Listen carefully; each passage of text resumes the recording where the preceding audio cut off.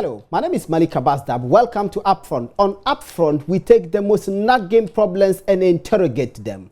We bring those who have the answers to answer the questions. As the sun sets this evening, there are those who don't have a home to lay their head. They will sleep rough and be at the mercy of the weather. What is the government, together with the United Nations, doing about Ghana's nagging housing deficit? I will take a short break. When I come back, I will tell you exactly what is being done and whether or not this is a sustainable solution to an intractable problem.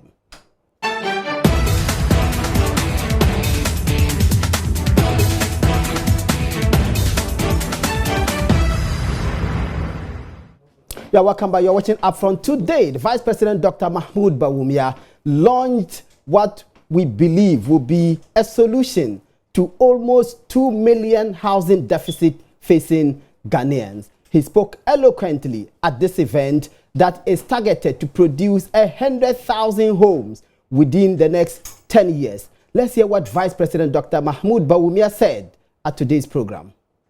UNOPS initiative, which we are launching today, sets out to construct 100,000 affordable housing units nationally over the next 10 years. The project will construct 3 factories in Ghana for the production of building material, building panels, and I've been informed that the first factory is being established in Tema. It is estimated that this will create many jobs, over 100,000 jobs in this regard, directly and indirectly related to industries from construction to procurement, supply services, finance, and the real estate industry as a whole.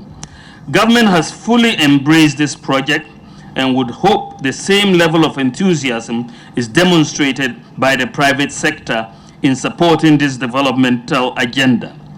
I am assured that the project will rely heavily on local contractors, resources, and labor. We look forward to the benefits of this project, the benefits this project will bring to the good people of Ghana.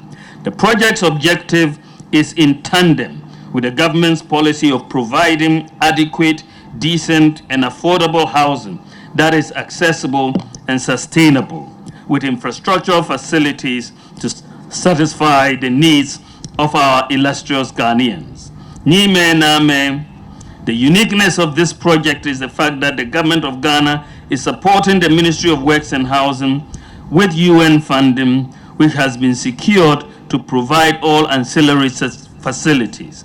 Funding for this project is solely provided by UNOPS, with government playing a facilitating role.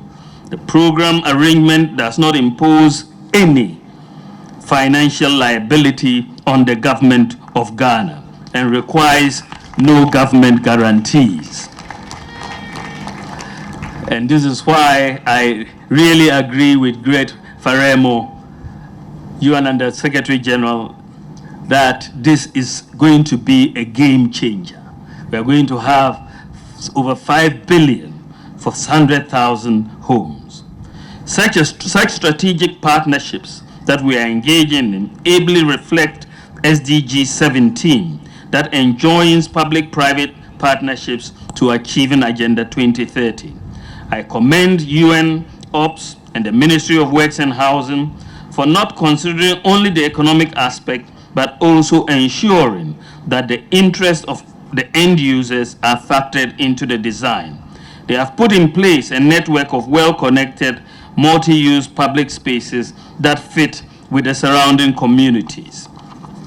Thank you to UNOPS and their partners, Sustainable Housing Solutions in Ghana, for implementing this project, and we look forward to its commencement over the coming months. This is going to be indeed, inshallah, a game changer. You're welcome back. You just watched Vice President Dr. Mahmoud Bawumia speaking at the launch of the UN Office Project for Services, Office for Project Services, that's constructing these 100,000 homes together with the Sustainable Housing Solutions. We have an important personality. She's the Deputy Minister for Works and Housing, in charge of housing, actually. She was present at today's launch, and she will answer all your nagging questions relating to how much a house costs, whether or not this will indeed be affordable. Because we have seen in previous times affordable houses that were not quite affordable. My guest is the Honorable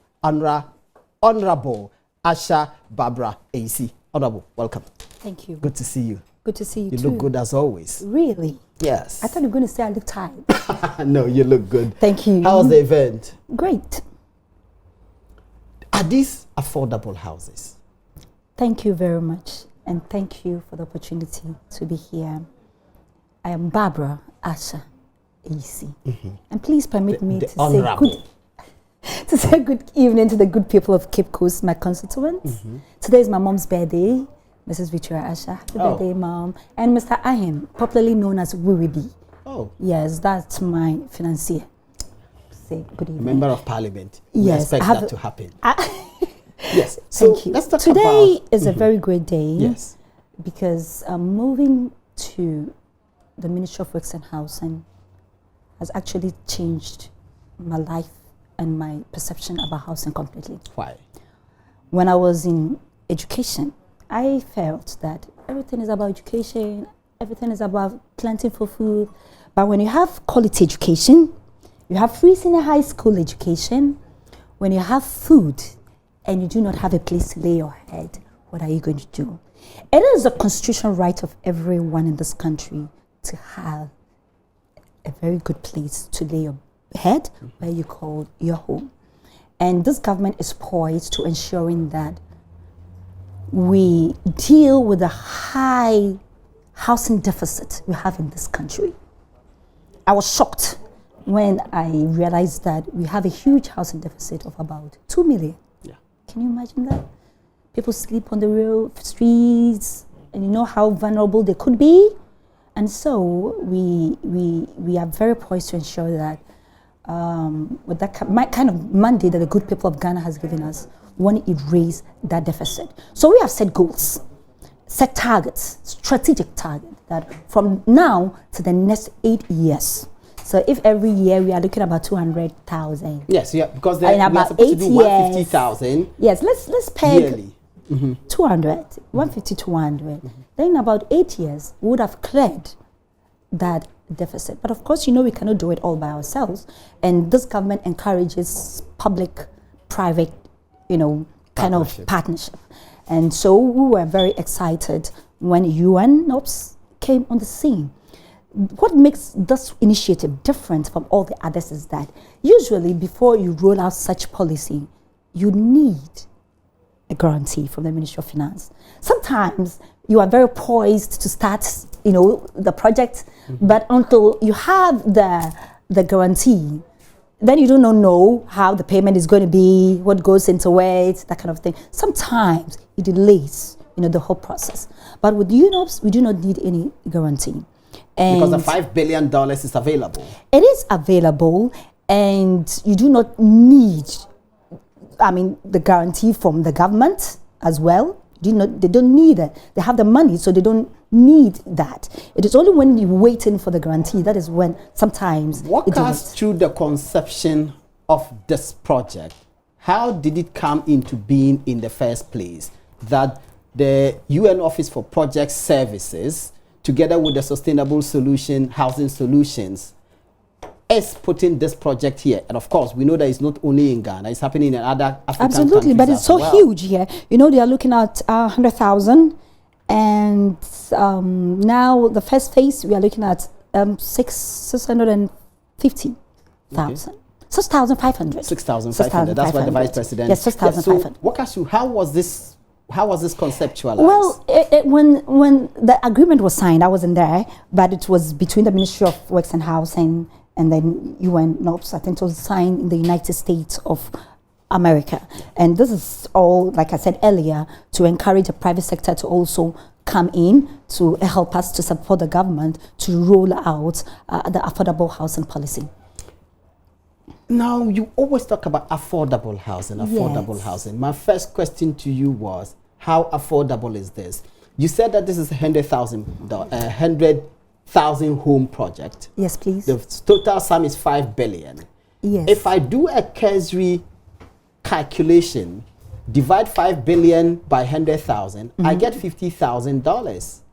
If a home costs $50,000, that's priced out of the reach of many. 50,000 Ghana is how much? You know, you are used to dollars. I want you to quote that, convert that. If you multiply it by 5, that's about 250,000 Ghana cedis. No, because I know it's about close to about 270, and when you convert, it's about 1,400. Okay, right. so you are saying a home And it's is a mortgage. expected to cost Yes, $27,000. absolutely, yes, and it's mortgage. You see, we want to revamp the mortgage regime in this country. Look at an order. I don't know how much your salary is. Maybe you're being paid in dollars, I guess. No, but I know that houses in Ghana are priced in dollars. Well, you know, I'm in Cape Coast. The prices, the cost of land is different. When I got here, and I realized that sometimes it's quoted in dollars. Sometimes you are paying about 200,000, 2 billion old Ghana cedis. I said, wow, that is huge. You understand? So looking at that, yeah, that is Accra. You see, that is where everybody wants to be in Accra. But it is very, very expensive. How will an ordinary Ghanaian be able to afford that?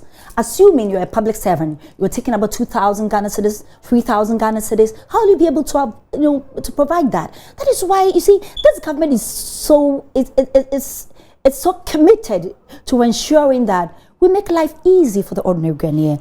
And so that is when we are looking at the mortgage. If you have a mortgage and you have that amount of money to pay within a space of 30 years. Oh. Stay with me with the cost. 27,000. Yes. How do you arrive at $27,000 per home? And by the way, how many bedrooms are we talking about? I think 2-bedroom. A two-bedroom house. Yes. Are they condominiums or they are story-built apartments or? I think to really need to. Homes? I need to really cross-check on that, whether it's condominium or semi-detached. But we are certain that a home will cost 27,000. Approximately. And sometimes even depends. The prices may vary for 2-bedroom house, 3-bedroom house. Sometimes but it varies. This is 2-bedroom house. Yes. And if we were to convert this at the prevailing rate, that would give us 148,000. It's not bad for on mortgage. It's not affordable. 147,000, 148,000 on mortgage. It means every month you're going to pay about 300 Ghana or 400 Ghana. My dear. But the problem with our mortgage system is that it's pegged to the dollar.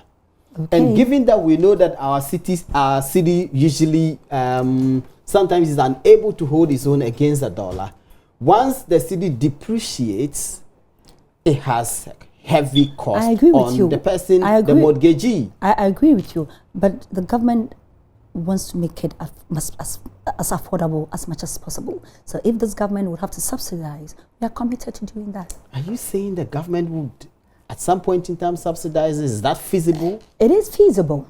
How? It is feasible. But government doesn't have money. If you're committed to it.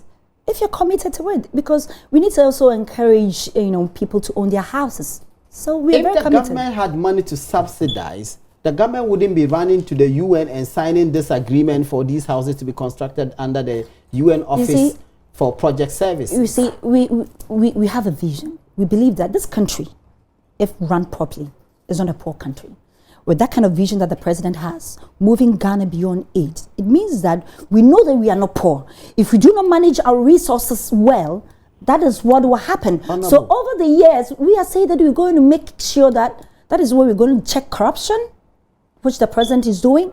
We're going to make sure that you have our factories, one district, one factory. This is the vision this president has to making sure that we turn our own raw materials into finished product. These are all means to ensuring Honorable, good intentions in and of themselves can't resolve the problems. We have discipline can do that. No, discipline can do that.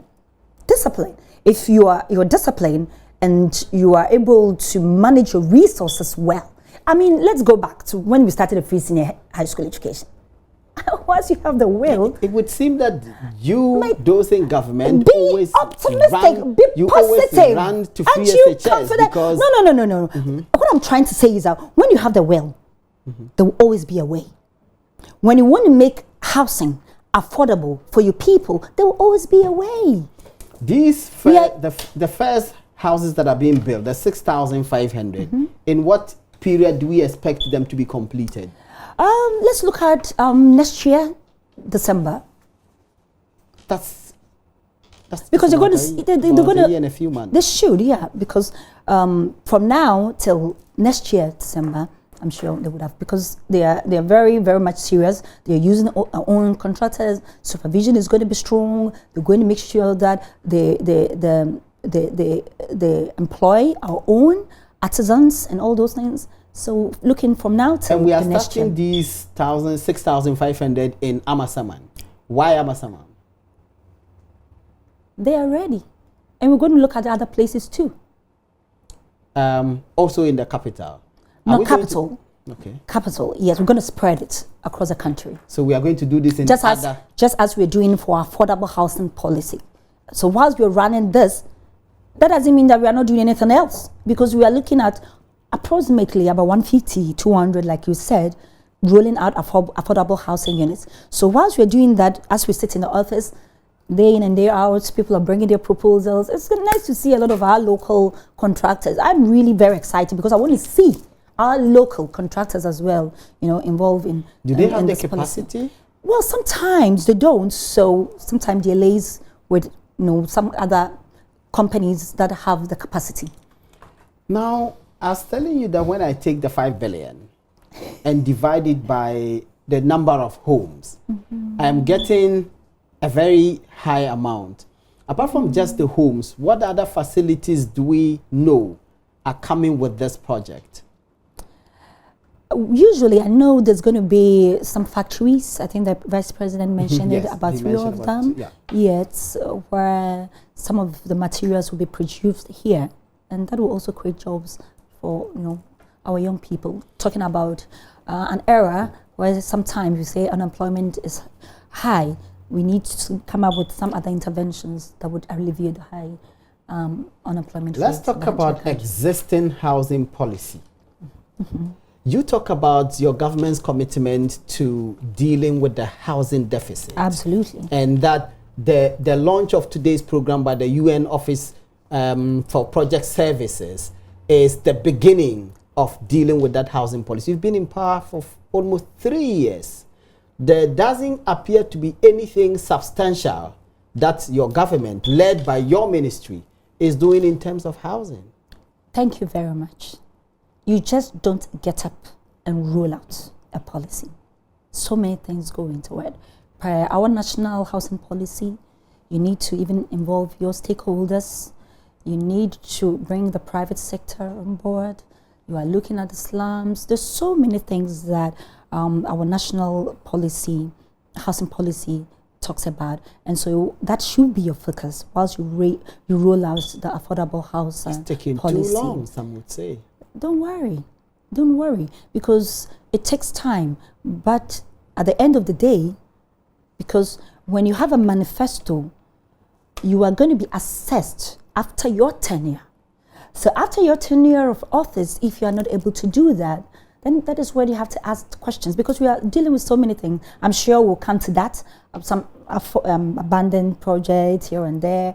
Few kind of challenges. And you say I shouldn't worry. Can you say that to the poor woman who is thrown out of her home because she can't pay the exorbitant rent charges and she's sleeping rough with her children on the streets? I acknowledge that. That woman can't wait. I appreciate that. Whilst you gather your stakeholders I appreciate that, but so many things are going on.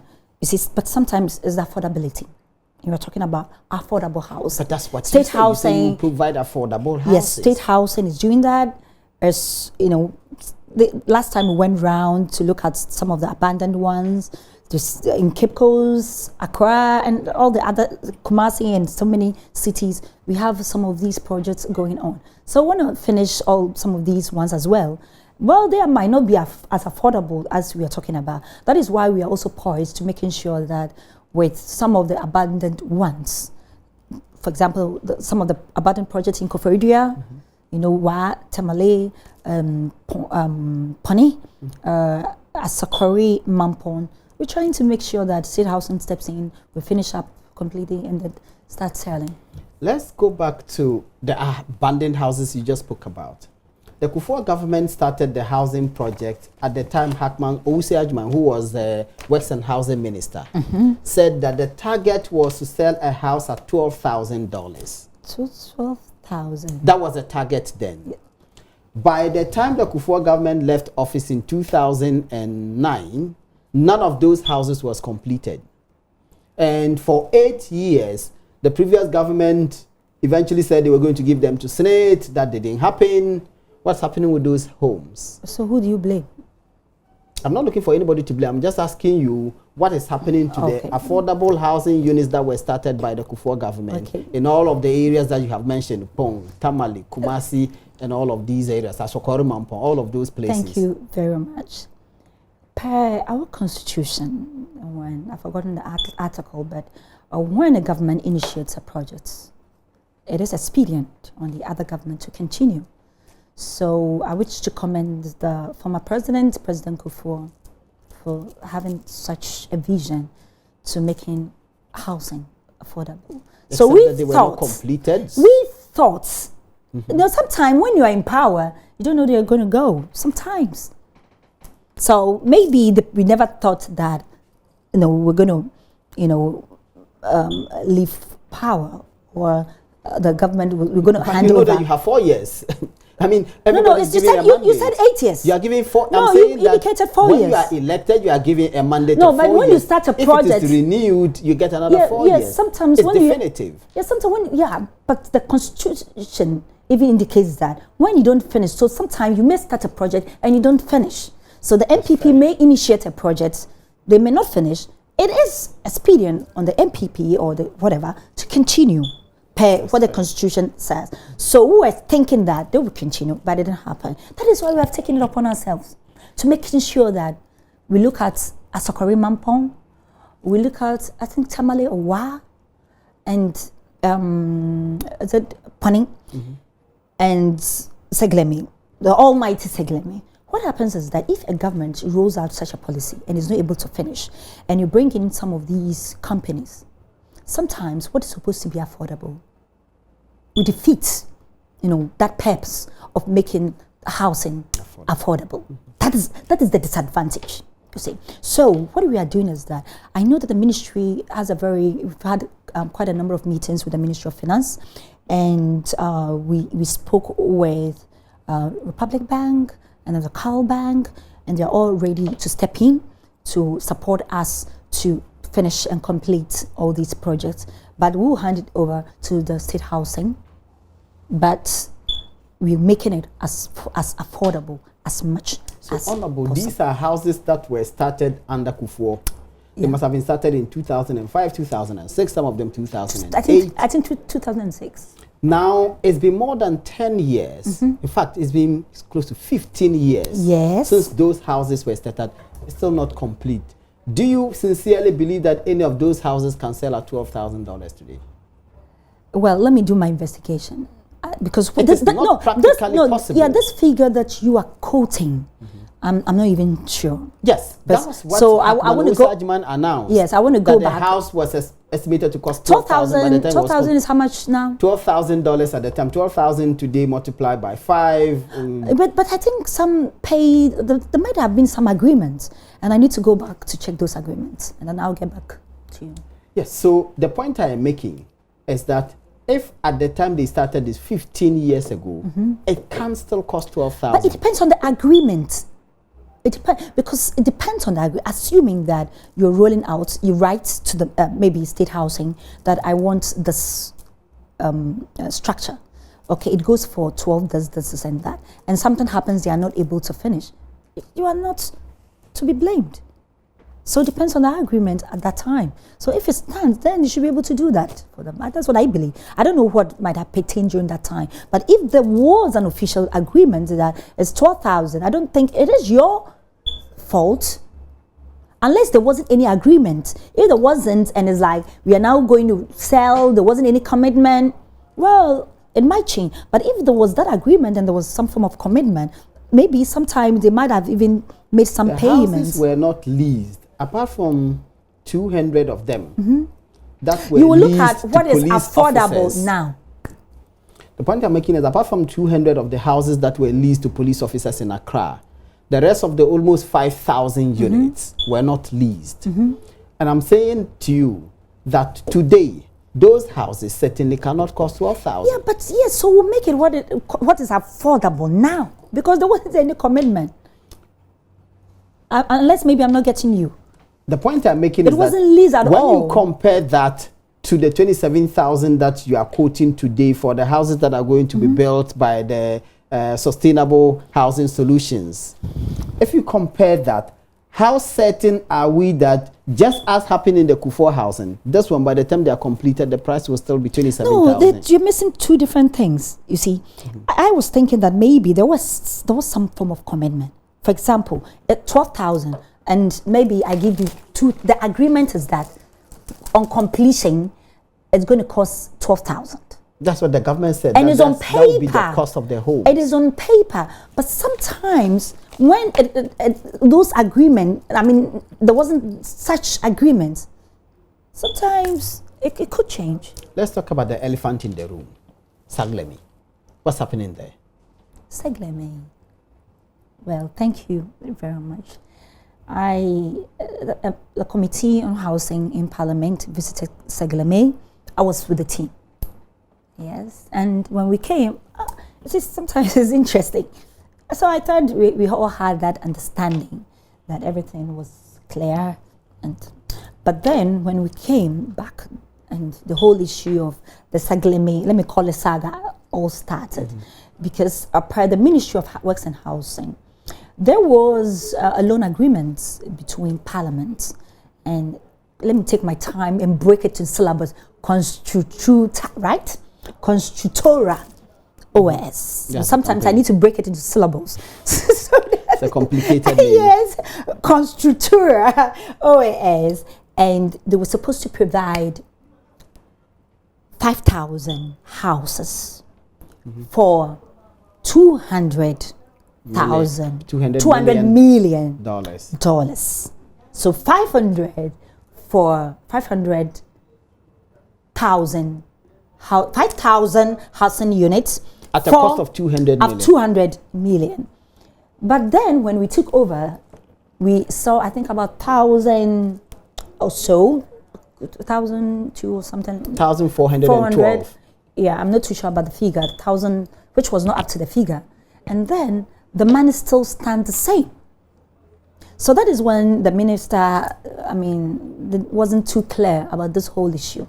So the whole thing is at the Attorney General's office, and maybe by the end of this week, we would have feedbacks, and then we'll share. We were told that the project was revised from this 5,000 to 1,502 houses, and eventually, by who?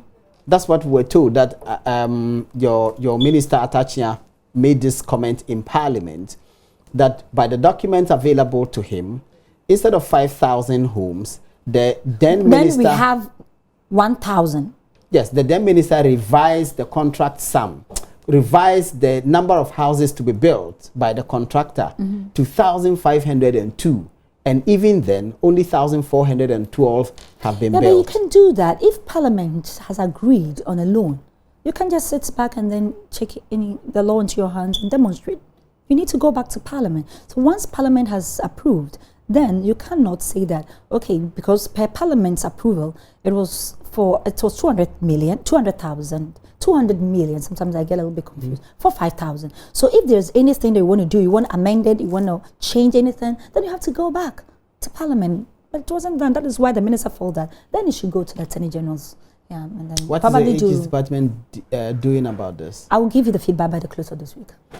It's not taking too long. But yeah, 3 whole years. No, not 3 whole years. This thing started just this year. I'm saying that you have been in office. But yeah, sometimes 2017. Sometimes Kenyans must be patient. You see, sometimes when we even talk about the special prosecutor is not doing anything, sometimes I even get scared because when he starts, we are the same people to complain. So we need to take our time.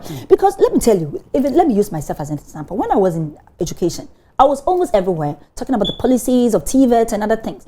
Once I am in housing, a different environment, I need to take my time to understand the rudiment of housing. So sometimes please have patience so that we do the right thing. Because if you do not do a good job, media, you know you are there. So have those houses been allocated to anyone? No. Those that are completed? No. Why? No, because there's an issue. There's no issue. No. That if something is which word shall I use? Per our assessment, we feel that there's something not right. We cannot do anything with it. So we need to be patient. The Attorney General, whatever resolution you arrive at, those houses will still be given out to people. I agree. So why we keep them? No, we are doing that for some of the houses, like State Housing, for example. Sometimes I think there were a few places where there were some litigations and other things, and we feel that it doesn't really make sense if these buildings are there. But it's not. The few things probably we have to do. Sometimes the drainage, the sewer systems, and other things. I hope that my producers can pull out a part of what we played when we did our Dear Nanadu, the one that focused on housing, so that I can play it for you to see. What did they say? And you see whether or not you can leave those people sleeping where they are sleeping, whilst homes are waiting for you to take 3 years or 4 years to resolve whatever problems there are to resolve before you can allocate those houses.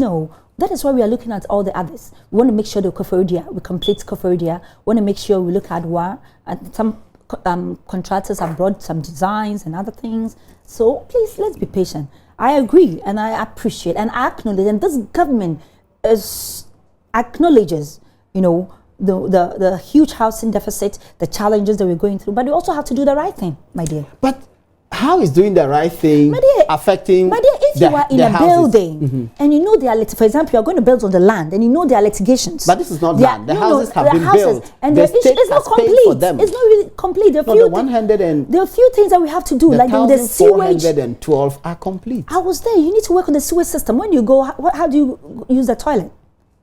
The lights and all these things. How are you going to do that? What do you say to those who see, whenever the government is unwilling to utilize a project, it finds excuses? For example, Legon Hospital.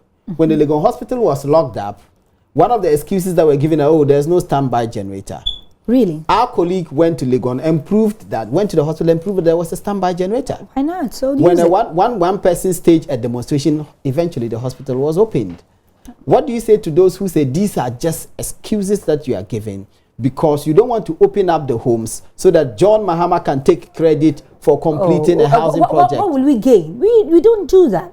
We don't do that. What are we going to gain as a ministry? That John Mahama will take the credit. We acknowledge that. He initiated it. President Kufuor initiated that. We acknowledge that. So I don't think, we should, we see the way we are in a hurry. Looking at development, moving Ghana beyond aid, these things are quite trivial. Honorable, hold your breath for me. Take a breath. Okay. You can sip some water there. Let's play a part of Dear Nanado, which focused on housing and the problems of housing for those who live in the capital. No shoes, ain't got no money, ain't got no class, ain't got no skirts, ain't got no sweaters, ain't got no perfume, ain't got no love, ain't got no faith. The Kwame Nkrumah Interchange, popularly known as Dubai, a home to many homeless people in the capital. A mother covers her baby from the cold. Ain't got no brother, ain't got no children. A husband, a wife, and a son slam it out on the cold concrete pavement because they do not have anywhere to lay their heads. And as far as the people know, when I need this for need, we then stop it doing like bulu bulu standuru. It is 4 a.m. The homeless are in their final lap of sleep. In about 30 minutes, they would have no choice but to get up and make way for retailers. It is not pleasant looking at children sleeping out in the open. Sadly, this is the reality. They wipe sleep from their eyes, pack up their belongings, and away they go, ready for the day's daily grind. In fact, In the NPP manifesto, the phrase affordable housing was used 6 times. Housing was used 23 times in the manifesto, an indication that it is a priority. Chapter 6, paragraph 2 of the manifesto states that the NPP government will develop housing units targeted at the vulnerable and marginalized. Paragraph 4 of President Nana Akufo-Addo's vision to be president stated he chose to run for president because of the young man who never had a chance to go to school by the sleeping rough on the street of Accra. My focus is on this family of 5. God bless our homeland, Ghana. God bless our homeland, Ghana. They make their way to the Independence Square, where they will spend the rest of their day, then later retire to the Tema station. But life has not always been this harsh for Florence Opoku and her family. Their rent expired, so they had to move out because they had no money. Friend say year na ka 2 years ntinka mamna de ma han ntinka be man kura ko pay ska mamisa men ko nti 1 year na nipa ne so wanje ana your course wa de better ha say and say if it wa ma menya into so ya wado nya kakra be kan na masa ko ese masa be kan. They rented out a kiosk for a year, but the owner of the kiosk refused to renew their rent. E ba nso ne ko ala braka ne ko dan ye ko ha kiosk ne te sana papa ne say ni kunu ne yele banti yentu ni etu ya ne ba no. So they find themselves here. The children have not been to school for a term. They are missing out on the right to education.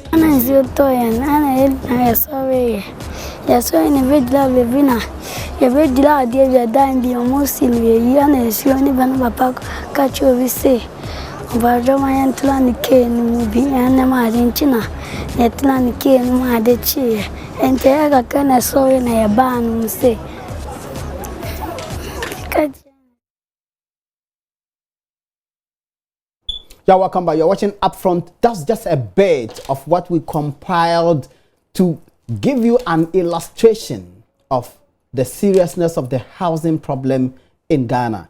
1.72 million housing deficit. That's the level of deficit we have. We need about 150,000 houses a year in Ghana.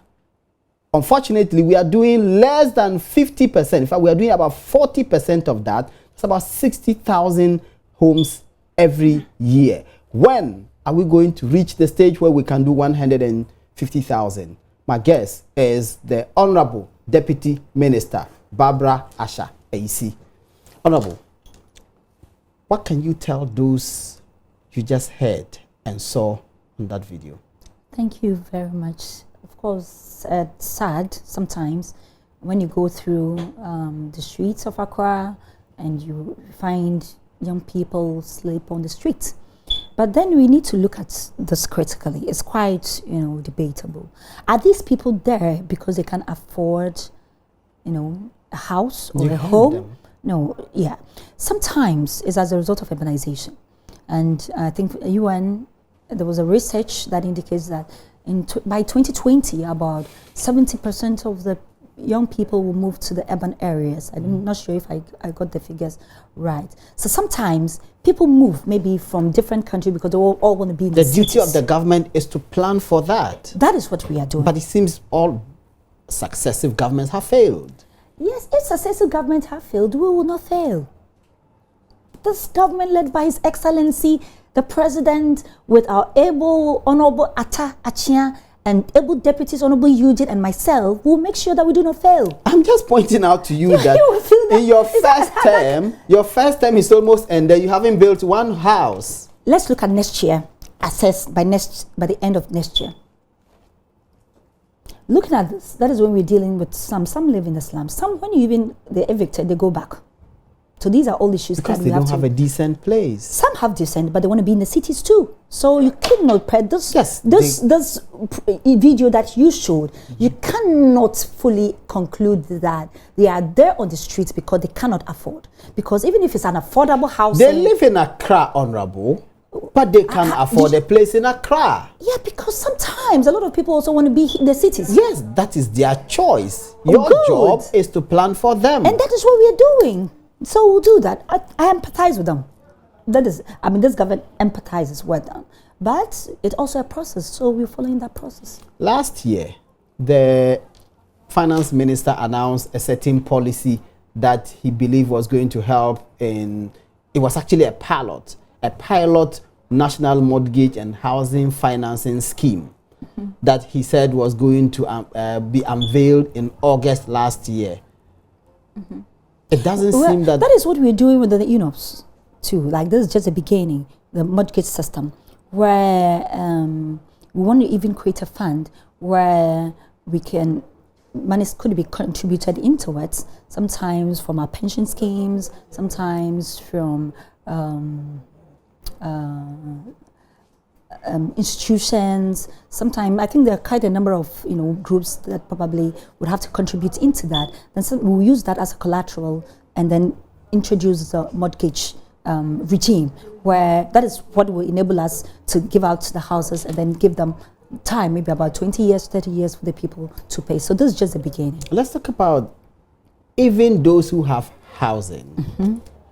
There is a view that even the houses that we have, a lot of them are substandard houses, because there are people who live in homes where there are no toilets, and we know that the outgone mayor of Accra, Mr. Okovandapoy, had this policy to make sure that every home in Accra has a toilet. But that happens in many parts of the capital, that even basic facilities in the homes they don't have, which means those are actually not houses that are worthy of being lived in. That is standards. That is when we have to look at our Building Code Act that ensures standards. That when you're building a house, there must be some facility, toilet, the structures. Sometimes you build story buildings, they're not supposed to be there. Sometimes, these are all. But that doesn't happen. What is the ministry doing about that? It will. It will. I mean, it will. You see, nothing sometimes is it's not easy. Somebody has built the house. The person how can you build a house without a toilet? Honorable, it is not as easy as we think. I imagine if you are building a house and you don't, there's no toilet. See, it is not easy. But you are the policy maker. I agree with you. You are the one who has power to say nobody will live in this house. Close the house but there should be a lot until of, you provide for toilets. There should be a lot of advocacy. You see, that sometimes the literacy rate is very high. Sometimes, because sometimes we are in the 21st century. Sometimes we live, sometimes in the past. So somebody who has built a house with no toilet, you need to do a lot of education, a lot of advocacy. It should sink. You can't just go. I mean, you people will come and cover Joy, will come and cover that. We've locked up people, and you need to do a lot of advocacy and a lot of education. But you have a job to do. I agree. And your job is to make sure that people live in decent homes. Yeah, but when you were building, didn't you know that you're supposed to live in a decent home? But where were you? Who are the person who is supposed to regulate what they do? Who didn't do your job? Yes, most of the time, like it's when we are building. The standards, sometimes our focus is on standards. I mean, there should be toilet, the sewer system must be right. But somebody who goes for the permit and decides to build a house, sometimes... Will you concede that the housing ministries over the years have not been alive to their responsibilities, for which reason we have substandard housing in the country? I think they did their best. But will you concede that they have more not room for done... We have a lot to do with that regard. Should we in Accra have any home that doesn't have toilet? No, because we live in the 21st century. So why do we have? Yes, but I think you want me to repeat myself. My dear, our own families, our friends, our children are building houses without toilet. And you allowed them? And, I mean... You allowed them? My dear, in this 21st century... But you allowed them. Why do you have to build a house with no toilet? But you allowed them. Yeah, so... If you didn't permit it, it can happen. No, but you get the permit before you start. Absolutely. So if they bring you their drawings and there are no toilet provided, I think I need to go in their bed. Why do you permit them to build and even allow people to rent the homes? I think that there were some gaps. I agree. There were some gaps because I agree, because before the build, they should have permits, and you need to take your plan, the plan of the house and all those things, and it should include toilets. So let's stay that is what I'm saying, that they have let's stay with building codes. Are there any building codes in Ghana? There are, but maybe we have to enforce. Why are we not enforcing them? We will. No.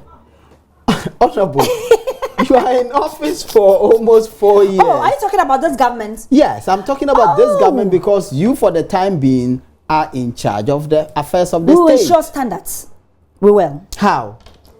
To make sure that people do the right thing. Like you're saying, if you present your plan, there must be toilet facilities. It should be standard. So when you are building and you bring your plan, you see, lands, how do we call it? Is it the Lands Commission? Commission and all the other stakeholders? That's the survey department. Survey department. They have to make sure they do the right thing. So I agree. We will have to make sure that we enforce this because there should be standard. Every house must have a toilet. The problem many have is that you, the political authorities, you always say we should, we ought will, to, and it never gets done. Yes, but I have told you. So give me the benefit of the doubt that we will. Don't you believe it?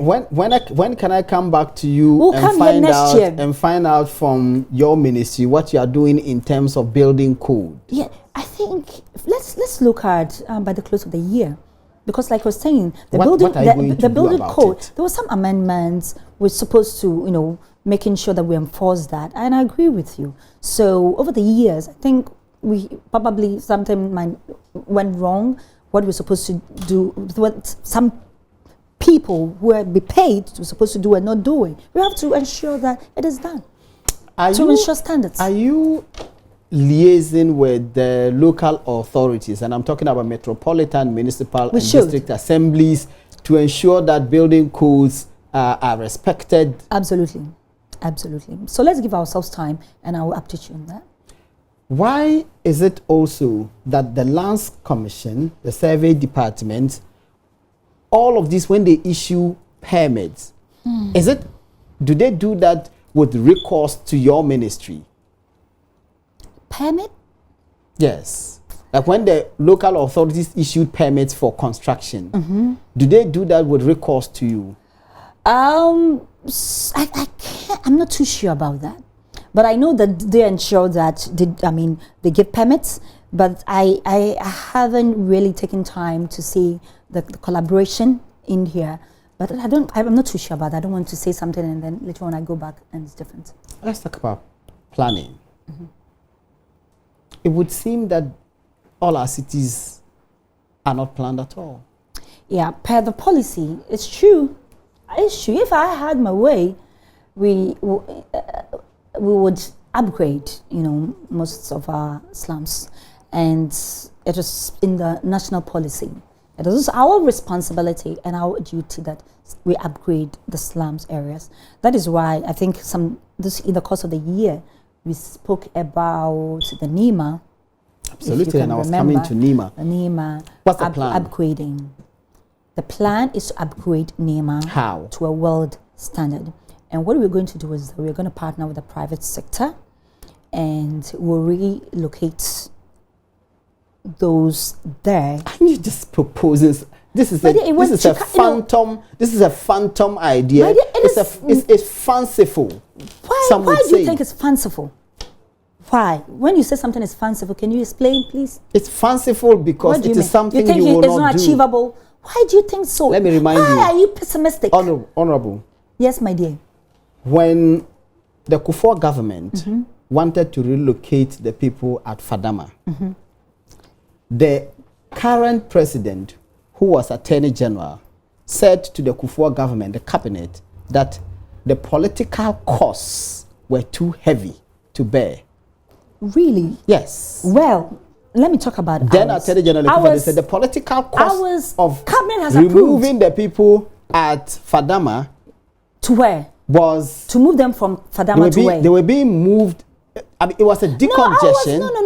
We are moving them to the same. We're not moving them out of the same area, a different area, and then restructure, because I mean, this is the center of town, and you know, infrastructure plays a very important role. When our tourists come to town, investors come here, and they're in the cities, and you know, sometimes the president also stay, not because of the president that we are rolling out, but sometimes we wanted to beautify our cities.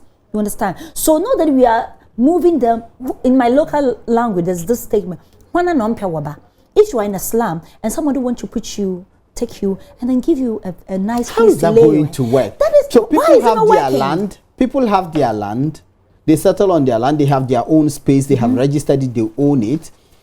You say you are going to upgrade it. You are going to move them. Are they going to still keep title to the specific portion of land which is registered in their name, to which they have title and which they own, at least for a long lease? How is this going to work in practical terms? Okay, let me say it in practical terms. We know this is a slum, and we feel that they deserve better. You just show the video of people sleeping on the streets. Who doesn't like good things? We all love good things, but sometimes when the means is not there, when poverty is high, you're not able to do that. So the president says that he acknowledges, we wish that we could do it across the country. We turn every slum into, world-class, area, really develop that area. So what we're doing is that in that same area, we're making sure that before we do that, we put up nice structures. You go there, we turn the slums into very nice places, and then you can go back, you're not paying nothing. So you're going to do this? Let me tell you what is happening in Labone and other areas. While we're doing the redevelopment, what is happening is that there's an agreement between us and then the contractors. You have maybe about 10 acres, maybe 10 plots, or maybe 2 acres, 8 plots. And then we have a whole building on it. We have an agreement with some contractors who have the desire to help us, and they are building those houses. And when they build those houses, they also have a portion of the land for themselves. And which is what makes it extremely controversial. No, why is it controversial? You're not going to tell anybody in Nima that they should relinquish portion of their land saying, that you give them another. No, that is a different area. I said Labone. The redevelopment, I want you to have a fair idea. Yes. So what I'm saying is that you are in a slum. Won't you develop? Won't you do it? If you are living in the slum, you and I were living in a slum, and they want to develop it for us to go there, won't you go? The people themselves are excited about it. But just that, absolutely. But just that we need stakeholders consultation for them to grasp the concept and understand. But it's good for them. And the contractors, the only benefit to them is that they get a portion of their land? Not that. I'm not talking about the NEMA. I'm talking about some other areas. So for the NEMA, what is in there for the private sector who are participating in this? No, if you understand that, because sometimes the buildings are not planned well, a land that could maybe take about 10 houses is now taking about 5. But when it's planned well, sometimes you could. Sometimes some people give you land. When you build, you have a portion, at least a percentage of that as yours as well. And you are sure that the NEMA people are willing to accede to this? You go there. Let me tell you, we all want good things. But when the means is not there, so this is, we're speaking English, but when there are coming here, now sometimes, you have to compromise. So they love it. They love it. When are you starting that? They want better places. So far, we've received some designs, contractors. Plans are far advanced. When are you starting? I won't give the specific date, but by the close of the year, we would have started. By the close of this year? Absolutely. You are certain in your mind? Absolutely. That by the close of this year, you would have started the NEMA redevelopment? Absolutely. Because it started already. Because it's not just the going on site. It started with a lot of consultations, backdoor meetings, looking at designs, agreement, and all these things. So just be patient. Look at what this government is doing. I'm saying that next year, I'll come here, and then you'll see how excited you'll be of what is happening in Ghana. How are you going to align what your ministry is doing with the Ministry of Zongo and Inner City Development?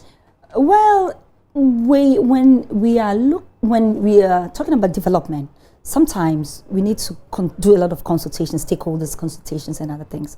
So there's that kind of collaboration with them as well, because they all have the same focus to ensuring that they develop the Zengos, and then those slums. So it's the same thing. They're all coming together with the Ministry of Finance and all the other stakeholders. Let me see if I have 2 minutes to pick. Okay, I don't have 2 minutes. I was going to pick the comments made by Dr. Allen. Dr. Allen is of course, he was at the launch. He is the person. He's the director of the Sustainable Housing Solutions. They are partnering the UN Office for project to do this 100,000 homes. I think I should say thank you, very big thank you. My dear. I was expecting to have them on the show as well, Dr. Allen and Kwame Blee.